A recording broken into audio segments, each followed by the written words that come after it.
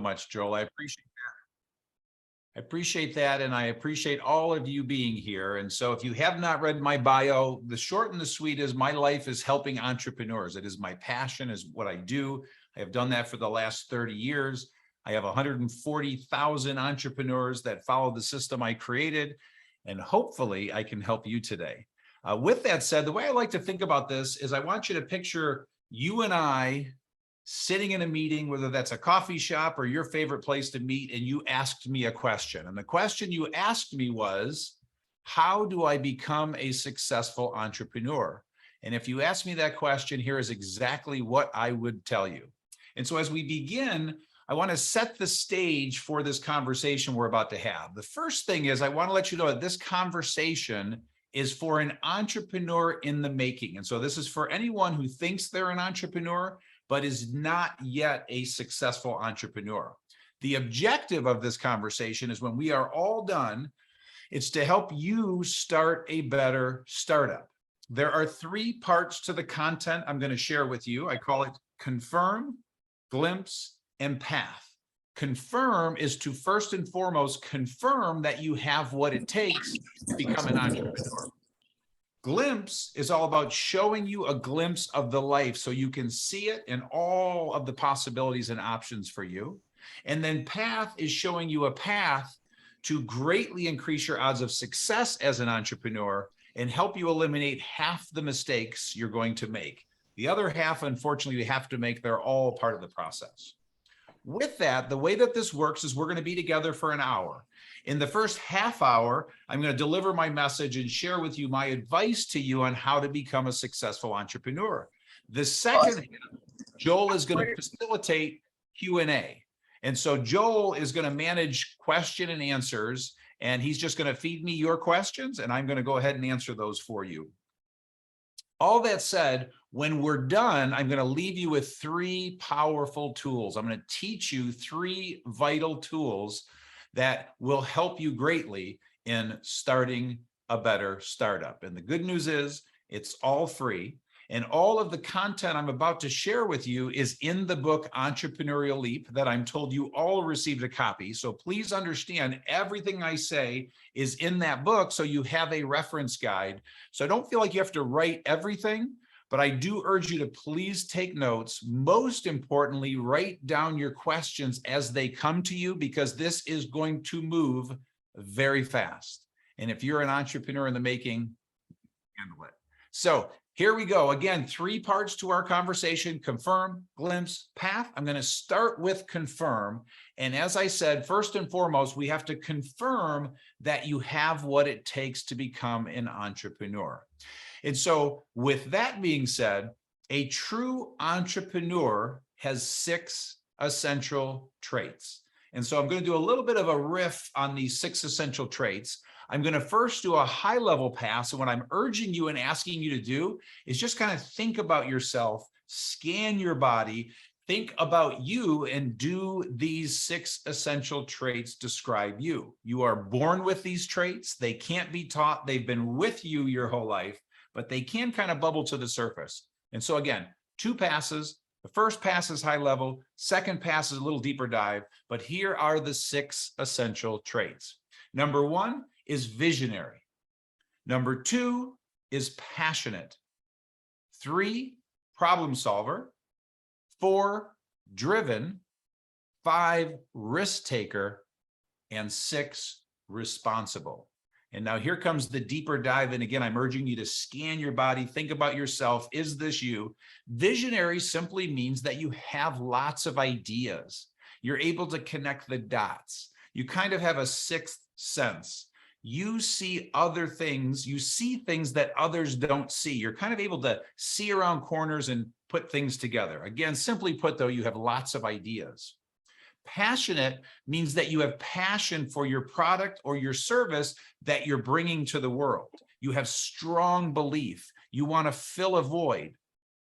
Problem solver means that you love solving problems. When a problem comes up, you lean into the problem. You get energized by it. You're a creative problem solver. Whenever you have a setback, you lean into that setback. Where most of the world runs, they lean right into it. The people that are problem solvers. You are an optimist, and where the rest of the world is seeing problems, you see solutions. Driven means that you have an internal fire, a sense of urgency, a competitive spirit. You want to succeed. You are self-motivated. You love to hustle, and you love working hard. Risk taker means that you don't freeze when it comes time to make a tough decision. You make the tough decision. You are rebellious by nature. You're willing to fail. You don't intend to fail, but you know that failure is part of the process, and you're willing to fail if that's what it takes. And you tend to be the kind of person that will beg for forgiveness instead of ask for permission. And then responsible means that you blame no one. And so when something goes wrong, you blame no one. You look at yourself. There are two types of people walking the earth. When something goes wrong, half the world blames everyone else. The other half of the world takes responsibility. And so if you think about your family members, your friends, everyone in your life, you can put them into one of two categories. When something goes wrong, half of them blame everyone else. Half of them take responsibility. A responsible person takes responsibility. They default to looking in the mirror when something goes wrong. And so there are the 6 essential traits. I urge you to think about yourself, assess yourself, but now we're going to take it one step further, because the first of the 3 powerful tools I have to offer you is something called the Entrepreneur in the Making Assessment. It is free on the website, e-leap.com. You'll also find it in the book that is in front of you, that's been given to you. And what you're going to do is you're going to answer 25 questions about yourself, and you're going to get a score. Simply put, if you score 90 or higher, you are an entrepreneur in the making. Now, if you scored less than 90, doesn't mean you can't be self-employed. It doesn't mean it's a death sentence, okay? And you're the judge and jury on this. Nobody can tell you whether you are or not. Only you can tell you. But here's how it works. If you score less than 90, you're going to read about something in the book called the entrepreneurial range. And you can illustrate this right in front of you if you have something to write on and with. And so if you illustrate an arc in front of you, and we call that arc the entrepreneurial range. And so if you write the words entrepreneurial range above that arc, well, on the left side of the arc, if you picture the words self-employed, and the far right side of the arc, you picture the words true entrepreneur. Well, anyone that owns their own business is somewhere on that entrepreneurial range. On the self-employed side, these are the one-person shows, the person with a side hustle, the freelancer, the person with a lifestyle business. And on the far right side of the entrepreneurial range are the greatest entrepreneurs of all time. Steve Jobs, Oprah Winfrey, Sarah Blakely, Walt Disney, Henry Ford. And so everyone that owns their business is somewhere on that range. Well, people that score 90 or higher on the Entrepreneur in the Making assessment are people on the right side of the range. And that's who we're speaking to with this content in this conversation. If you score lower, then you're probably on more the left side of the range. And what that means is you will probably not build a large organization with lots of employees, and that's okay. And so simply put, if you are a person with handy skills and you want to be self-employed, you could go out and become a handyman or a handy woman, charge $60 an hour. And if you're any good, you'll be busy for the rest of your life making $100 grand a year. And that ain't all bad. You're free, you're self-employed. But if you are a true entrepreneur and you have those 6 essential traits, you will not be able to stop yourself from saying, hold on a second, I'm busy, I've got this job working. If I go out and find and hire someone for $25 an hour to do and finish this job for me, I can go out and find another job and then hire someone else. And you won't be able to stop yourself from building a construction company because it's inherent in you with the 6 essential traits. Point being, 90 or higher, you're a true entrepreneur. Anything less, you might be more on the left side of the range, and you still can be self-employed. So with that said, that's confirm. And I urge you to please ask questions. Don't be shy. You've got me here. So please ask any questions you have on the topic of confirm. And remember, that first powerful tool is the Entrepreneur in the Making assessment. Now we're moving to glimpse. We've now confirmed that you have what it takes to be an entrepreneur. In Glimpse, like I said, what I do for you is I show you the life of an entrepreneur, what it looks like, what it feels like, and all of your options. And so the first thing I do in that book that's in front of you is I share countless real world stories about people who were right where you are and how they built what they built from literally nothing. And so in addition to that, the next thing that I do for you is I show you a day in the life of an entrepreneur, when it's really good and when it's really bad. A day in the life, the dream, the day in the life when it's the nightmare, a day in heaven and a day in hell. And sadly, most entrepreneurs are living the nightmare. And what I'm helping you to do is to truly live the dream. And the way that you avoid the nightmare is by avoiding 8 critical mistakes that almost every single entrepreneur makes. Again, this is all in the book for you, but I just want to do a high-level overview of these 8 critical mistakes to prompt questions. So any of these that prompts a question for you, please jot it down and have Joel share with me when we get to Q&A in just a little bit here. And so here are the 8 critical mistakes. Number 1, not having a vision. Number 2, hiring the wrong people. Number 3, not spending time with your people. Number 4, not knowing who your customer is. Number 5, not charging enough. Number 6, not staying true to your core. Number 7, not knowing your numbers. And number 8, not crystallizing roles and responsibilities. So those are the 8 critical mistakes almost every entrepreneur makes to end up living the nightmare. They are all avoidable. And as we get into path is to help you avoid every single mistake. But if anything that was prompted for you there, please jot it down as a question when we get to Q&A. And then the third and final thing that I do for you in Glimpse is I help you understand all of your options as an entrepreneur. Because right now, the world of entrepreneurs is being sold that becoming a tech billionaire is like the only entrepreneurial option, and it's just not true. And so what I do is I offer you a tool. This is the second powerful tool called My Biz Match. It's free, also online. You go in and you click a bunch of buttons, and out pops the perfect business for you, because we entrepreneurs, we're all different.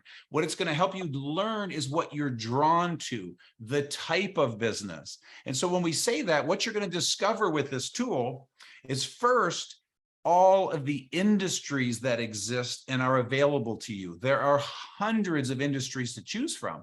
And so for me, the industry I choose is education. I love to teach. And so that's the industry I'm going to spend my life in. And it's where I've spent the last 30 years of my entrepreneurial life in. The next category of type of business is type. Type means 3 things. First, are you a service entrepreneur or a product entrepreneur? Do you love selling products or do you love selling services? I'm going to keep using me as the example. I love selling services, intangibles. I have utter disdain for product businesses. I have utter disdain for staring at $1 million in inventory sitting on a shelf. It gives me the heebie-jeebies. It freaks me out. Now, I have tons of clients and friends that they own and run product businesses. They love it. It's just not for me. And it's time for you to start to decide, what are you drawn to? Service businesses or product businesses? The next thing this tool is going to help you determine in type of business is, are you a B2B entrepreneur or a B2C entrepreneur? Are you business to business? Are you business to consumer? Do you love selling to businesses or do you love selling to consumers? I love selling to CEOs. I'm a B2B entrepreneur. I always will be. I love selling to CEOs and other entrepreneurs. And then the next aspect of type of business is either being high-end, high price, low volume, or low cost, low price, high volume. Both are okay. I have a client that sells millions of light bulbs and makes pennies per light bulb, but makes millions of dollars. Low cost, high volume. I personally am a high price, low volume entrepreneur. I love being the most expensive, the highest price in town, the highest, best value. And so that's where I am drawn to. And then the last part of type of business you're going to read all about this in the book, you'll learn about this in the tool, is size of business. Because like I said, we're being sold a bill of goods that the only type of business is $1 billion unicorn. There are many other options. It is okay to build a $2 million company. It is okay to build a $4 million heating and cooling company with 40 people. Again, we're all drawn to something different.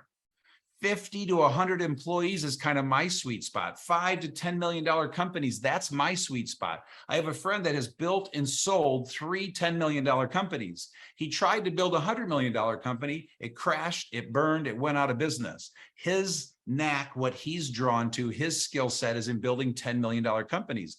And so this is going to help you understand what you're drawn to, help you make a better decision. That's all glimpse. Now I take you to path. So now we've confirmed that you're an entrepreneur. We've shown you a glimpse of the life and all of your options. That should totally fire you up if you have what it takes. Now I show you the path to greatly increase your odds of success and help you eliminate half the mistakes you're going to make. And so what you'll read about in the book, I'm just going to do a chapter overview so you understand the chapters and what I'm teaching in this book. But again, the goal is to prompt questions. So please, if something I say catches your ear and you want to learn more, please ask, and I will answer that for you. But here are the chapters in path. The first chapter is college or not. I present all of the facts. My understanding is that you're all in college, so you've already made your decision. But the beauty of this chapter, when somebody's deciding whether they should or should not go as an entrepreneur, I asked all of my successful entrepreneurs with college degrees if they could go back to college again, what classes would they take? And you'll see a list of recommended classes for an entrepreneur. The next chapter is how to discover your passion. Passion is the #1 reason you will succeed. It's the only reason you get back up when you get knocked down as an entrepreneur. And so I teach 7 exercises, ideas, and insights for how you can discover what your true passion is. The next chapter is how to find a mentor. Having a mentor is a great speed pass to success. You don't have to have a mentor, but having one will get you there faster. And I show you exactly the process for finding the perfect mentor. The next chapter is called 10-year thinking. And my teaching to the world, especially young people like you, is to the degree you can embrace 10-year thinking as an entrepreneur. It's the most powerful dynamic because most of us, we want everything now, now, now. We're thinking this week, this month, this year. When if you can shift to 10-year thinking, what it did for me and what it does for many is time literally slows down. You make better decisions and you literally get there faster. Very, very powerful concept. The next chapter is called 8 disciplines for increasing your odds of success. And I'm just going to quickly run through those disciplines again to get your gears turning. Please jot down any questions, but here are the 8 disciplines for increasing your odds of success. #1, clarify your vision. #2, decide if you are a partner person. Half of entrepreneurs should have a partner. Half of entrepreneurs should never have a partner. #3, know that the bigger the problem you solve in the world, the more successful you will be. Simply put, you cut a lawn, that's worth 25 bucks. You invent an iPhone, that's worth about 10 billion bucks. #4, get feedback from customers and clients early and often. #5, know that your first plan will not be your final plan. #6, work hard, really hard. #7, take criticism and doubt from others with a grain of salt. And #8, see it every night. The next chapter is called 9 stages of building your business. And so as you build your business, you will go through 9 stages. This will greatly increase your odds of success to the degree you understand this. #1 is generating cash. Your #1 job when you start your business is to generate cash. #2 is hiring an integrator. If you score 90 or higher on the Entrepreneur in the Making assessment, you are a visionary entrepreneur, and every visionary needs to be paired with a very powerful integrator. And so I teach you how to find your perfect integrator. #3 is discovering your core values. #4 is holding yourself accountable. #5 is communicating frequently with your employees. #6 is having a plan B, C, and D, a little bit of tongue in cheek on D. #7 is staying in your personal sweet spot. Number 8 is preventing your business from getting away from you. And number 9 is capitalizing on coaching, training, and mentoring. And then the final chapter is called A Lifetime of Growth, Learning, and Motivation, where I share with you the books you should be reading, the podcasts you should be listening to, the videos you should be watching, the blogs you should read, powerful quotes, general advice, and all of that is also listed on the website, e-leap.com, but it's also listed in the book for you there. And so in this path part of the book, the third and final powerful tool is called My Vision Clarifier. And so what you're going to learn about in the book, and this tool is also free and downloadable on the website, it's a very powerful template and tool where you're going to make 8 really important decisions about the business that you want to start. Decision 1 is answering the question, my passion is. You're filling in that blank, discovering and deciding your passion. Again, number 1 reason you will succeed is knowing your passion. Number 2 decision is answering my customers' needs are. Clearly knowing your customers' needs. Number 3 decision is filling in the blank, my ideal customer is. This is knowing who your ideal customer is, demographic, geographic, psychographic. 4th decision is your pricing structure. My pricing structure is vital that you know that out of the chute. Number 5 is my 10-year goal is setting your 10-year goal and starting to get that 10-year thinking underway. Next is then answering what is your 3-year plan. And I show you how to create a very simple 3-year plan. Next is your 1-year plan, very simple 1-year plan. You can see we're bringing it down to the ground now. And then last, your 90-day plan, a short and sweet 90-day plan. To the degree you make those decisions, capture that in the My Vision Clarifier document, you then have a clear vision to take to the world. Said another way, if you can't decide those 8 things, then you simply do not have a vision, and you must have a vision. And so that was the third and final powerful tool. We call those 3 tools that I just shared with you the 1, 2, 3 roadmap. If you will fill out those 3 tools, it will give you a roadmap to start a better startup and greatly increase your odds of success. And so now as I close and turn it over to Joel for Q&A, one last point. I would urge you to please go to the website, e-leap.com, and enroll to receive our weekly video and newsletter. The idea is to just submerge yourself in entrepreneurial content. The more you're surrounded by entrepreneurs and entrepreneurial content, it will greatly increase your odds of success. And then you'll see tons of free content, tons of free tools, lots of videos to watch to help you succeed. We are here to help. This is my passion. This is my passion project. I am here to help. And so, Joel, the floor is now yours for 30 minutes of Q&A, my favorite part of every talk. Gino, we thank you very much, buddy. That is the stuff I needed to hear 20, 30 years ago as a young person. I hear that all the time. Yes, and so we have many of the students who are here physically and also remote, would call themselves entrepreneurs, or at least bent towards that area.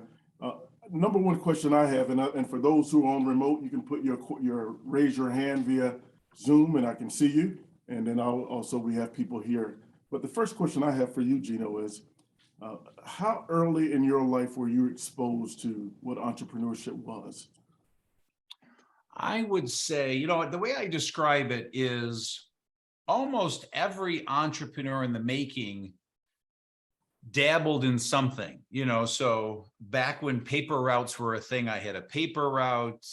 I sold candy in middle school. I sold fireworks in high school. Don't tell anybody that was illegal. I sold stained glass that my brother made in high school. And so I was always kind of trying to figure out ways to make money, but I did not know I was an entrepreneur. And I wouldn't say I was exposed to it. My dad was an entrepreneur, but honest to God, I didn't know what he did until I was 21 years old.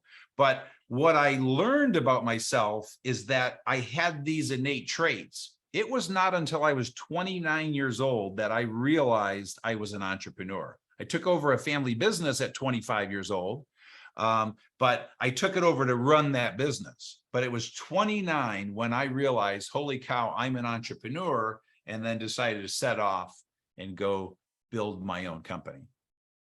Yeah, that's great. I think that's one of the things many of us have in common. I know this new generation may not know necessarily about the paper route business and the selling hard cups and the now later candy and all that stuff.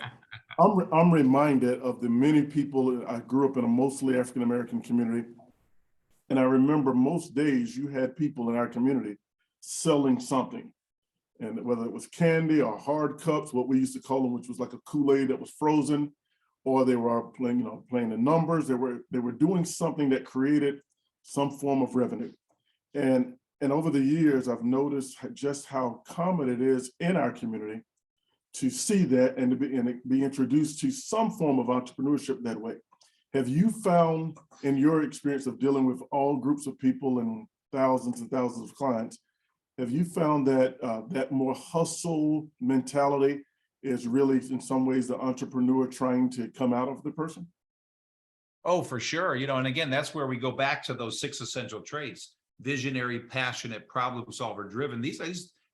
When you have those traits, you are a hustler. You hustle. I mean, it is just inherent in you that you just naturally hustle. And sometimes what happens is, what I find is when you grow up in a household that doesn't have entrepreneurs, sometimes you're pushed in the wrong path for you. In other words, it doesn't mean it's the wrong path for someone else, but I will have clients that one parent is a teacher and the other parent is an engineer, and they're so conservative, they think that their child is a derelict because that child keeps wanting to hustle, wanting to sell stuff. They're just different than your typical teacher and your typical engineer. So when you grow up in a household that's just different and kind of pushing you in a different direction, sometimes you don't realize it.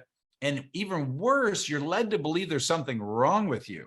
And my mission, my passion, my goal is to help you realize you were born with a gift. This is a gift. Almost every entrepreneur has ADHD. I have ADHD. People label that some kind of a disease. It's a gift. And so in this entrepreneur world, it's this awareness and this freedom that you are normal. You are normal in this world. There are millions of us, and we're really happy, even though we just have a different way of doing things. Hopefully that answers the question. It does. I have a question here from Mr. Cameron Williams. Yes, sir. Mr. Wickman, how you doing, man? Great. How are you? All right. So my question for you is, being a business owner, what's the fine line between knowing to stick to an idea and when to basically call it quits on an idea when it's not working? Yeah, that's such a great question. Well, the starting answer you're not going to like, because unfortunately there is no perfect answer. And I can tell you stories about people that, stayed the course for way too long, burned through a ton of cash, and then somehow miraculously survived. And then stories of people that just absolutely crashed and burned. Some people that got out too soon. So the real answer is in your hands. Okay. And so only you can ultimately answer that for yourself. And it comes down to how much money you have, how much you're willing to risk, how long you're willing to endure. The other bill of goods that entrepreneurs are being sold is that, the way you start a business is you have an idea, you write a business plan, and you go raise funds. Well, that's how 9 or 10% at most of the companies do it. Upwards of 90% of entrepreneurs start with their own funds or maybe borrow some money from family members. So the point is, for 90% of us, we started with our own money. And so it comes down to how much runway do you have? How much risk are you going to take? How much money are you willing to burn through to make it successful? And there comes a point where you've run its course, you've run out of money. So only you can answer that. And for everyone, it's just a different answer. I am way too risky. And so when I started EOS Worldwide, this is the company that has now helped 140,000 entrepreneurs. I was a millionaire by the time I was 31, and I was $200,000 in debt by the time I was 33. I lost everything. And I am crazy enough, being $200,000 in debt, to give it another 6 months. And I did, and it worked. But there's nothing written that said, go in debt $200,000 and give it 6 more months. So only you can answer that for you. And then we go back to everything I teach you in the book. If your passion is strong enough, if you really believe, I mean, I really believe, because I saw the results going on. I knew what I had was needed. I knew what I had was right. I was a little bit ahead of my time. So I just did all the math. I thought about my risk tolerance and stayed the course. So hopefully in there, you find the answer that's right for you. And please feel free to ask a follow-up question if you don't feel I've answered the question. Thank you. I believe you did. And we have a hand raised here. I want to go ahead and acknowledge Hassan. Hassan, you want to go ahead and pose your question? Hey, Mr. Wickman, how are you doing today? Great. How are you? Pretty good, pretty good. I had a question. Since you said you had a service-based company, I was wondering what are some of the challenges that you faced and how did you overcome them? Yeah, well, service or product businesses, all the challenges are pretty much the same. So, again, just to be really clear, again, my business is a service business, which means what I did is I created a system that helps an entrepreneur run a better business. It's called EOS, the Entrepreneurial Operating System. And so this service I'm selling, I go to an entrepreneur with a company that has 10 to 250 employees, and I'm selling that entrepreneur that my system can help them run a better business. And then I work with their leadership team, the 3 to 7 people at the helm of that company, helping them run a better business. So what I'm selling is invisible. You can't touch it, you can't feel it. And so one of the challenges is you have to make this intangible service tangible for that entrepreneur. And so what I was able to do is illustrate, show them, document exactly the outcome, exactly the process to make it more tangible. So that's the service I'm selling, but there are tons of service businesses, and you'll see those all in the My Biz Match tool I talked about. Again, the product businesses, you can think of millions of different product businesses, but you're selling a product. A car dealership is selling a product. Well, what I would suggest to you is while I'm selling a service, I'm selling a product. There are 200 issues I could tell you about. There are employee issues. There are financial issues. There are process issues. There are vendor issues. So I could go through all 100 of them for you. Hopefully that gives you a context. And if that helps you to maybe ask a more specific question, then please re-ask. But there's kind of my contextual answer for you. Yeah. Can you go a little bit more specific with the vendor challenge that you had? Yeah. So for instance, let's use with vendors, fortunately, I have 2 vendors. I have a publisher that prints and distributes all of my books, and I have a printer that prints and distributes all of my materials. And so the problem you have there is, for instance, when a pandemic hits and Amazon stops selling your book because all of a sudden they shut down selling anything that's non-essential, that's a problem. And so I'm calling my vendor, telling him to solve that problem. When they underestimate book sales and there's a gap between printing new books and there's a 3-week gap of no distribution of my books, that is a vendor problem. When the printer does the same thing with materials, they miscalculate. Sometimes they raise prices and now I've got to go find a new vendor because I feel like they're price gouging me. Those are some examples.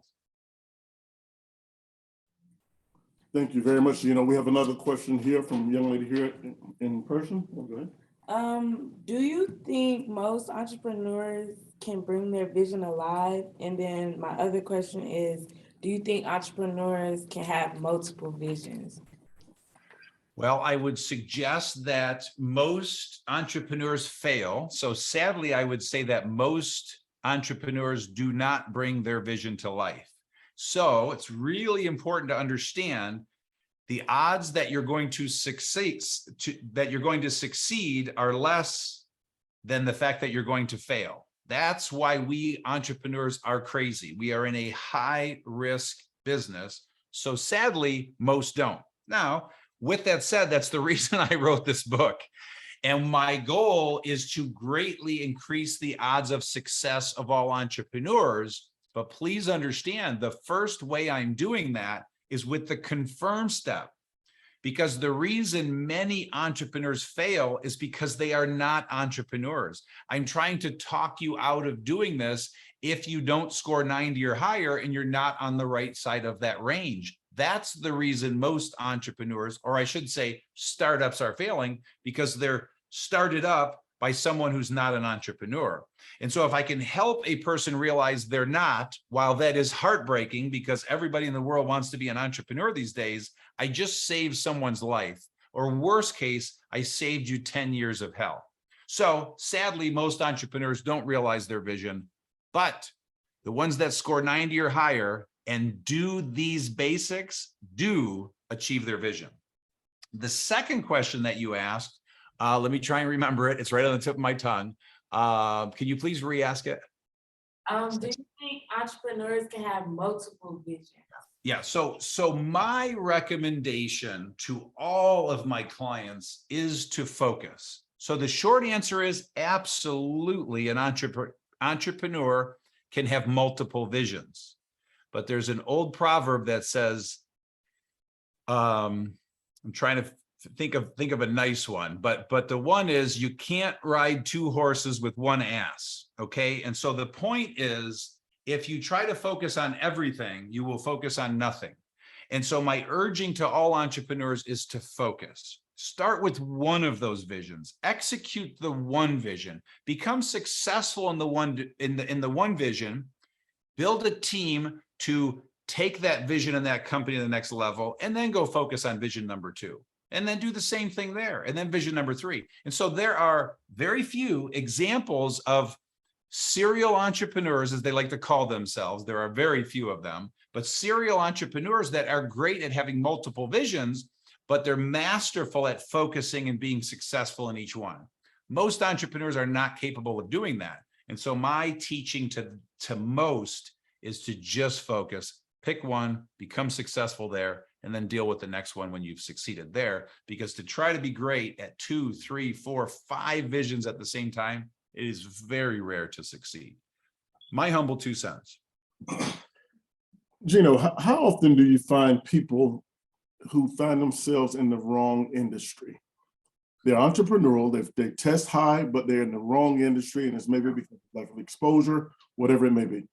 Yeah, and so often, and that's why I created my biz match, and that's why Glimpse is so important. It is enlightening for an entrepreneur. And so it's not like I see a bunch of startups failing because the entrepreneur is in the wrong business, because I don't work with a lot of startups. I'm working with entrepreneurs with 10 to 250 person companies that are wanting to go to the next level, but I'm learning from all of their mistakes.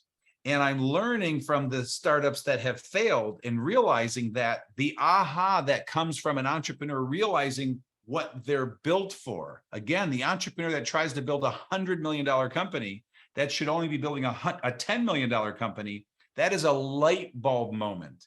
And there's nothing wrong with a $10 million company throwing off $1.5 million profit every year.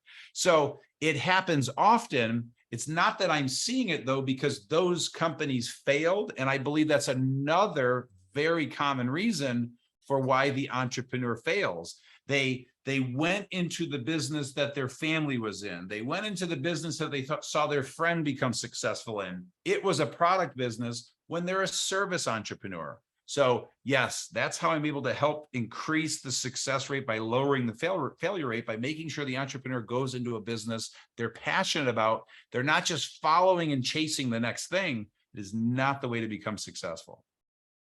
Well, that's perfect. I had a follow-up to that, and then we have another question here. The succession planning process. For those who first generation built something, and now in the stage of deciding who do I hand it to. In many cases, they're looking for it to be one of their children. How often do you find that parents don't qualify their child as to whether or not that child is entrepreneur, self-employed minded, or even in the right field? And so elaborate a little on it, because we have a couple people who are succeeding their parents in the business and are struggling with that area.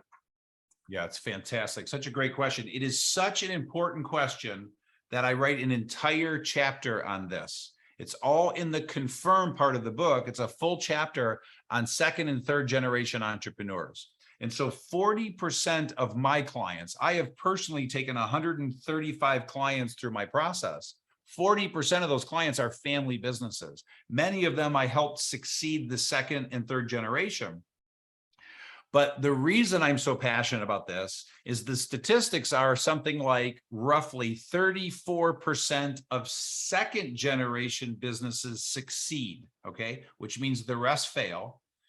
Only 13% of third generation succeed, and only 3 or 4% of fourth generation. So the point is, as the next generation takes over, the failure rate drops. The number one reason is because the child that succeeded the parent did not have the 6 essential traits. They were not a true entrepreneur. They were not a visionary entrepreneur. They didn't score 90 or higher. And I see it all the time. And so the advice is this.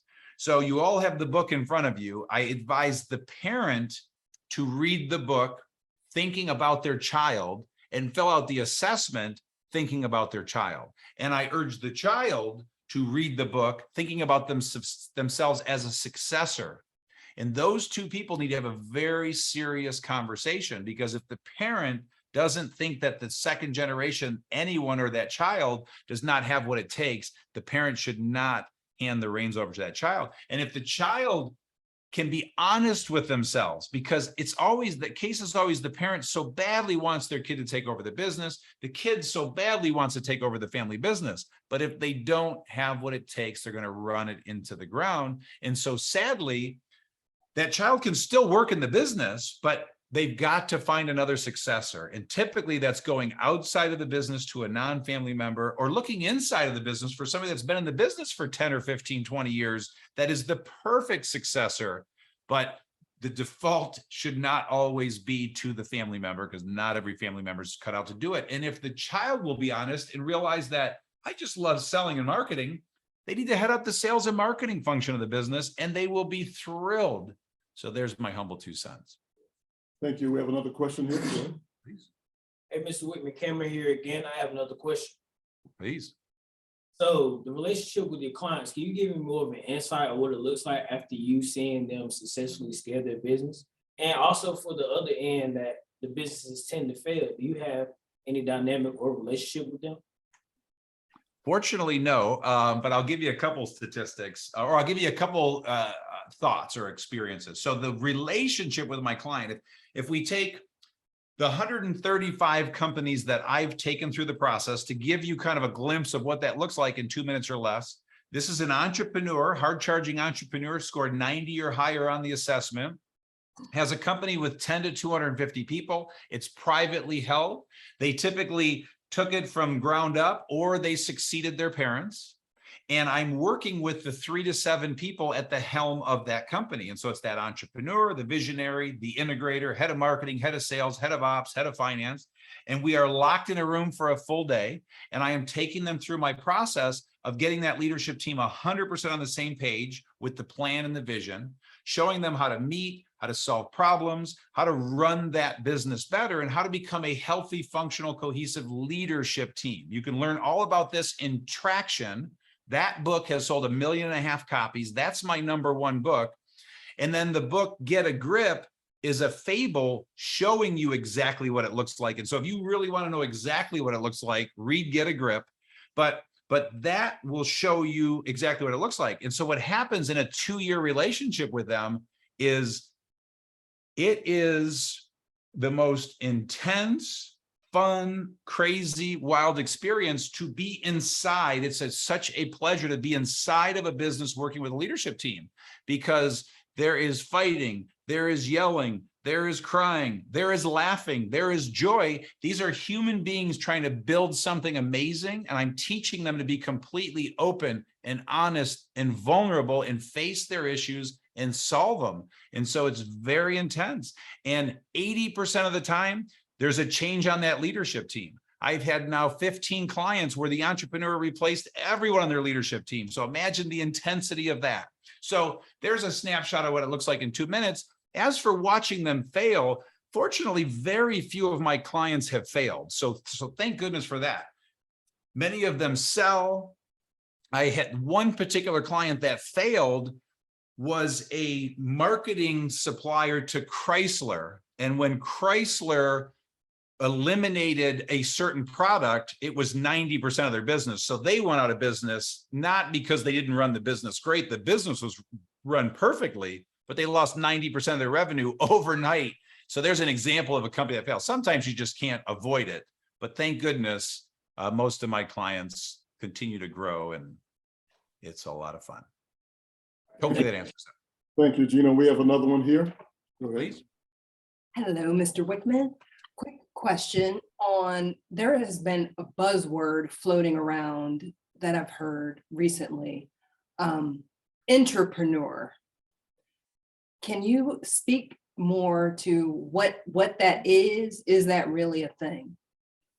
It's so I don't believe it's a thing, but it's but I'll get in a fist fight with many people over it because many people think it's a thing. Here's where it came from. Okay, so in the last 10 years, you know, entrepreneurship is the hottest thing since sliced bread, and everybody wants to be an entrepreneur.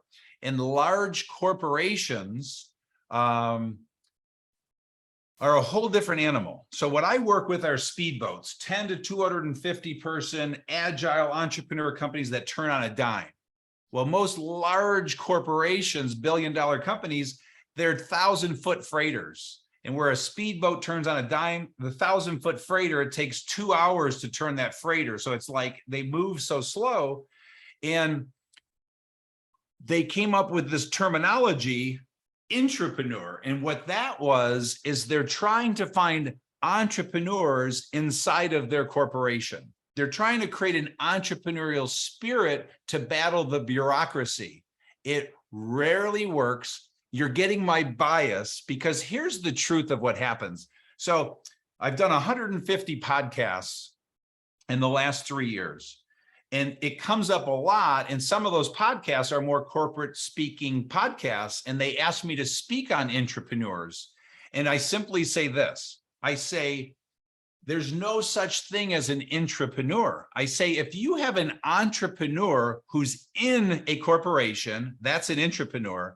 Someday they're going to leave. And so what I say to them is I say, listen, if you want me to speak to your audience, here's what you have to be prepared for. I'm going to help people realize if they are an entrepreneur or they're not. And if you have an entrepreneur in your corporation and I create the clarity, they're going to leave you very, very soon. So it's a term the corporate world came up with to describe an entrepreneurial spirit inside the corporation. Now, here's what's possible and beautiful. Someone who has 5 of the 6 traits, and I say this right in the book, someone who lacks the risk taker trait, they have the other 5, but they lack risk taker, that person is never going to take their entrepreneurial leap. So they're a great intrapreneur because they've got all these wonderful traits. They're driven, they're visionary, they're problem solvers. So it's a great employee in a corporation, but they're not an entrepreneur because they don't have all 6 traits and they don't have the risk tolerance to leave that company and start their own thing. So that would be a good example of an intrapreneur, but that's one person's bias. And there's my 2 cents. Thank you very much. Gino, you mentioned in your book, one thing that I find interesting now being here in the capacity here at the university, which is definitely different than anything I've done before. One of the things that in your book you mentioned is asking business owners, entrepreneurs, if they, you know, going back to college and thinking about college, is there anything from college that they felt like they applied? And the response was 100% said no. And you decided to probe a little more and you came up with a list of classes that those entrepreneurs would recommend to help become a better entrepreneur. I just want to just elaborate on about the first 3 or 4. And then, Yeah. And I'm presuming you're giving them sort of in order of which ones are the greater, or is there just? No, they're not in order of priority. They're just all equally weighted. Okay, but in particular, and I'm in total agreement with every one of my read here, but I'm just throw out a couple of them. And if you can just give some of our students some insight as to how these fit. Obviously, the entrepreneurship classes, hopefully taught by those who are entrepreneurs, hopefully. Second, psychology, the understanding of the mind, economics, finance and accounting, and philosophy. Just those in general. I 100% agree that those carry a lot in how we operate our day-to-day. But elaborate a little bit on why those, because some students may not be able to see the correlation. It doesn't have to be all of them, or you can pick some of the other ones that you have listed. Yeah, for sure. And here's what I would suggest. It's really important to know. I never went to college. I was not college material. I'm not knocking college. I have 15 cousins and none of us went to college. So my parents are both ninth grade dropouts. So college was not for me. I was a pure entrepreneur. I knew it. I just wanted to go to work. I was a hustler. So what's important to know is I'm not speaking from experience, but what I will tell you is this whole entire laundry list of recommended classes, I went and learned all of these things the way that I like to learn, the way that my ADHD likes to learn. So with that, entrepreneurship is the obvious one. Psychology and philosophy is really powerful. If you can understand human psychology, you will become a better salesperson. If you understand philosophy, great companies are built on philosophies. EOS Worldwide, this company I've built with now over 600 people. I sold it 3 years ago, but it's built on a philosophy. So there's that point. I think finance and accounting is pretty obvious.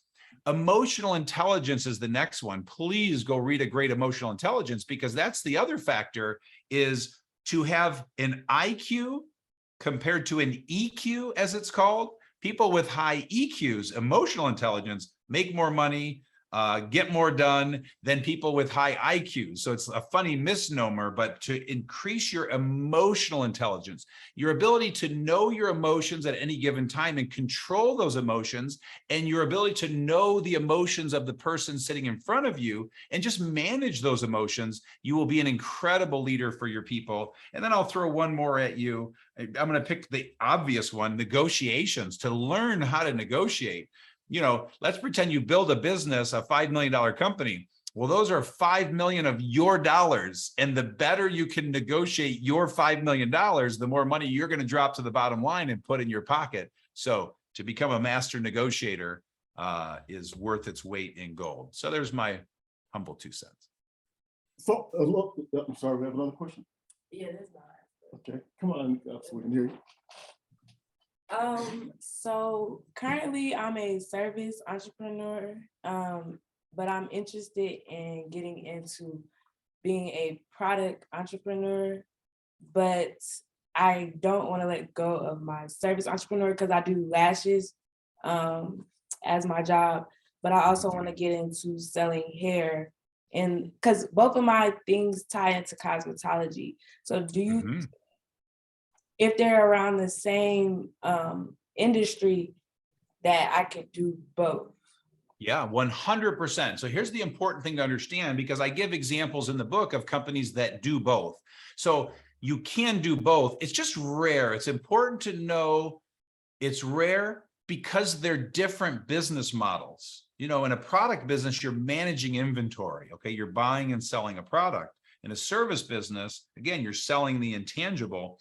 So just understand that hypothetically, the day that your eyelash business is doing $2 million a year and the day your hair business is doing $2 million a year, the way those two businesses are going to run are very different from each other. Yes, they're both cosmetology, for lack of a better term, in the beauty industry, whatever you call that industry, but they're different because this one is buying and selling a product. This one is creating and selling a service. So just understand the model is going to be different. The mistake companies make is when they're trying to combine both operating systems and they're realizing that service runs different than business. Go into it with that awareness.